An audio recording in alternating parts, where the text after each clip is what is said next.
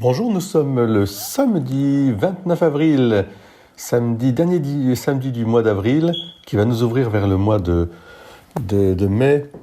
Et nous fêtons aujourd'hui Sainte Catherine de Sienne, cette docteure de l'Église, d'ailleurs Catherine Benincasa, qui est née le 25 mars 1347 à Sienne et qui est décédée le 29 avril 1380 à 33 ans à Rome.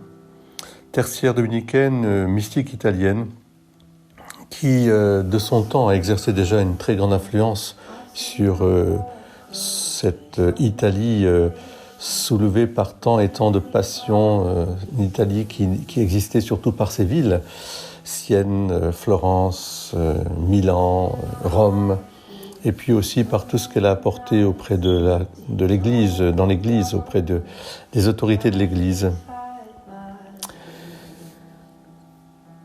Sainte Catherine de Sienne, au fond, nous pouvons la prier aujourd'hui. Elle a consacré sa vie à la prière, au jeûne, et elle était très très zélée à venir en aide aux pauvres et aux malades.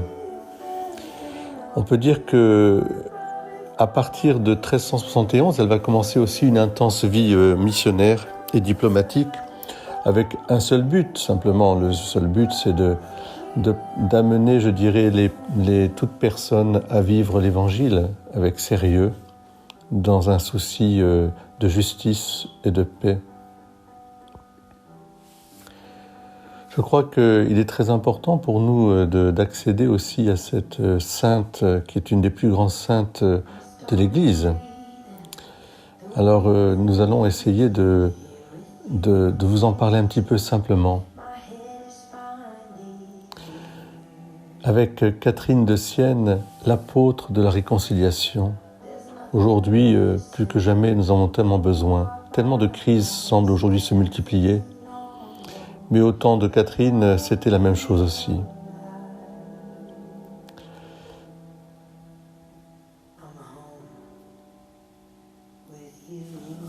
Alors que la chrétienté se disloquait de son temps, en raison des intérêts politiques et contradictoires des princes de ce temps, Catherine va interpeller les uns et les autres.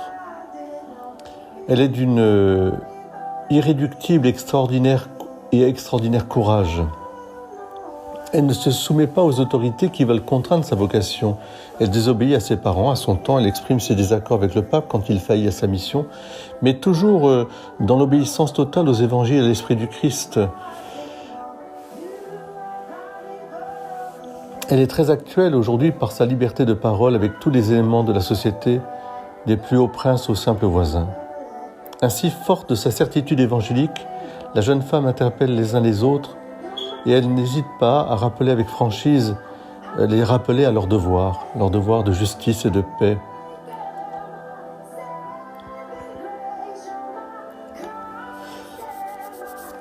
Catherine avait compris aussi le grand danger pour nous tous de nous diviser, de nous disloquer. Et elle appelait vraiment tous à la miséricorde, appelant au pardon, à l'abandon de la vengeance sur les générations suivantes.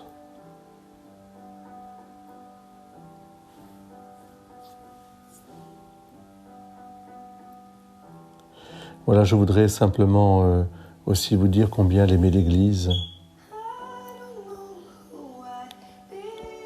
Jean-Paul II, qui l'a déclaré copatronne de l'Europe et docteur de l'Église, aux côtés de Sainte Brigitte de Suède et d'Edith Stein, eh bien, comme disait Benoît XVI, pour que le vieux continent n'oublie jamais les racines chrétiennes qui sont à la base de son chemin et continue de puiser à l'Évangile, les valeurs fondamentales qui assurent la justice et la concorde.